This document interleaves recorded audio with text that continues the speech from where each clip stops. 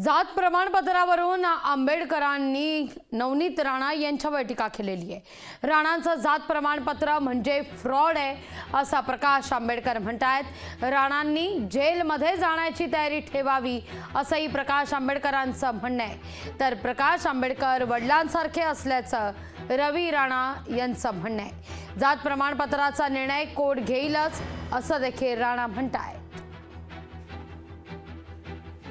नवनीत राणा हे biggest fraud आहेत। मी जसं म्हणालो की त्यांचं आता जेलमध्ये जाण्याची तयारी त्यांनी केली पाहिजे, मानसिकता केली पाहिजे।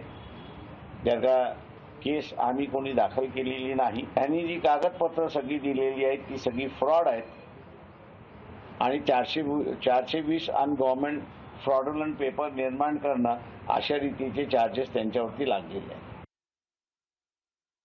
प्रकाश आंबेडकर साहेब हे आमचे आदरणीय आहे। नेहमी मला त्यांचा आशीर्वाद मिळाला।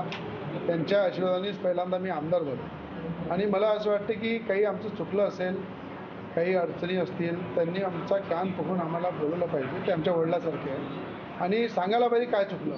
पण मी आपल्याला सांगतो की जात पडताळणी ऑफिस हे जे कार्यालय आहे हे सुप्रीम कोर्टच्या गाईडलाईननी जिल्ह्यात तयार झालं। सुप्रीम कोर्ट जो काही निर्णय देईल तो आम्हाला मान्य आहे। त्या आदेशाचं पालन केलं जाईल। म्हणून मला असं वाटतं की येणाऱ्या काळामध्ये दूधचं दूध पाणी पाणी होईल आणि सत्याचा विजय होईल। लोकशाही मराठी ऐका, पहा, जागरूक रहा।